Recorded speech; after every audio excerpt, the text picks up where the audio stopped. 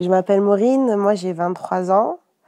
Alors, j'ai toujours été, on va dire entre guillemets, enfin maintenant je me considère enfin pas chrétienne, mais donc j'ai toujours été, dans les écoles de dimanche. J'ai été à l'église en fait un peu pour, suivre mes parents. J'avais pas vraiment le choix et je savais pas trop où j'allais. Alors j'ai suivi ce qu'on me disait de faire et un jour j'en ai eu marre parce que, on va dire que le comportement de certains chrétiens envers moi m'ont un peu déçue et j'ai décidé d'aller voir ailleurs, voir ce que le monde proposait.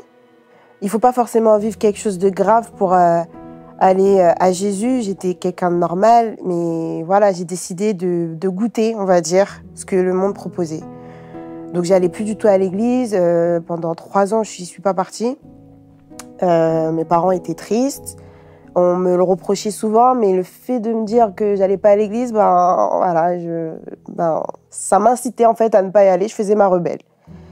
Et voilà, du coup, j'ai rencontré mon copain par la suite, mes amis que j'ai encore actuellement et que j'aime beaucoup. Et voilà, j'ai fait des bêtises, on va dire ça comme ça. Et je suis rentrée en école de commerce et j'ai rencontré une fille en fait qui m'a, en tout cas qui m'a bien aidée. Elle était chrétienne et elle n'arrêtait pas de me parler de Jésus, etc. Et moi, je lui ai apporté en gros mon témoignage comme quoi que ça m'intéressait plus, que j'en avais pas envie, que quoi qu'il arrive, de toute façon, les gens lisent la Bible, mais ils font rien de ce qu'il y a écrit. Enfin, c'était pas, pour moi, c'était hypocrite. Je trouvais que c'était un monde d'hypocrites. Que tout le monde suivait, en fait, lisait la Bible le dimanche, mais la semaine, c'était pas ça. Et je lui ai expliqué tout ça et elle m'a fait une image, en fait. Et elle m'a dit, c'est comme si, en fait, son pasteur lui avait dit de prendre un verre d'eau, de le remplir à ras-bord et d'aller faire le tour de l'église. Et de faire attention à ce qu'aucune goutte d'eau ne tombe du verre. Donc elle l'a fait, elle a fait le tour de l'église, elle est revenue et le pasteur lui a dit, tu as fait tomber une goutte d'eau? J'ai fait, bah non, vous m'avez dit de pas faire tomber une goutte d'eau. Et justement, il lui a dit qu'en gros, il faut pas se focaliser sur ce que les gens font, sur le fait que les gens, par exemple, comme je disais, que les chrétiens, voilà, ils lisent pas la Bible, etc. Il faut pas que je prenne exemple sur ces gens-là, justement, et qu'il faut que je me concentre sur mon verre d'eau, en l'occurrence Jésus, et ma Bible, ma relation avec lui. Et quand elle m'a dit ça, je sais pas, ça m'a un peu fait travailler. Je me suis dit, ah oui, c'est pas bête ce qu'elle dit, c'est vrai, etc. Donc j'ai commencé à réfléchir, elle a de plus en plus parlé avec moi, elle me montrait des messages, elle me disait oui, elle m'expliquait plein de trucs que je savais pas. Et un jour, il y avait une femme qui venait dans notre église et qui s'appelait Audrey Mac. Et ma mère, je sais pas, je devais pas y aller, mais je me suis réveillée super tôt ce jour-là. Donc voilà. Et j'avais rien à faire. Donc je me suis dit, bon, je vais y aller. Comme ça, ma mère, elle sera contente, tout le monde sera content. Je suis partie, etc. Et je me souviens, je me suis assise, j'étais au milieu. Et bon, il y a eu la louange, etc., la prédication. La prédication, j'écoutais. Et je sentais qu'il y avait une présence, en fait, pas qui me gênait, mais je sentais quelque chose. Et à la fin, elle a commencé à prier, a commencé à dire que ceux qui voulaient vraiment revenir à Jésus, et pas seulement, donner sa vie, ou même redonner sa vie à Jésus, mais réellement, s'approchent devant, et je vais prier pour eux, et on va faire les paroles qu'il faut, etc., etc. Et à ce moment-là, en fait, j'étais recroquevillée sur moi-même, je me souviens, et je sentais une présence, mais c'était super, je ne saurais pas comment l'expliquer, mais c'était super fort, et j'ai senti comme des bras, en fait, qui m'enlaçaient, en fait, ça me faisait du bien. Et je suis restée comme ça pendant peut-être 4 minutes. Et je me suis dit, non, c'est pas possible, il faut que j'aille devant. Donc je me suis levée, je suis partie devant.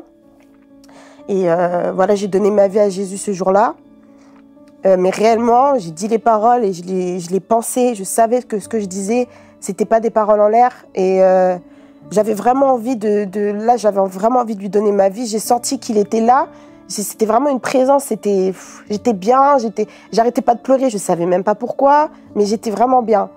Et on a commencé à prier, et le même jour aussi, j'ai commencé à parler en langue.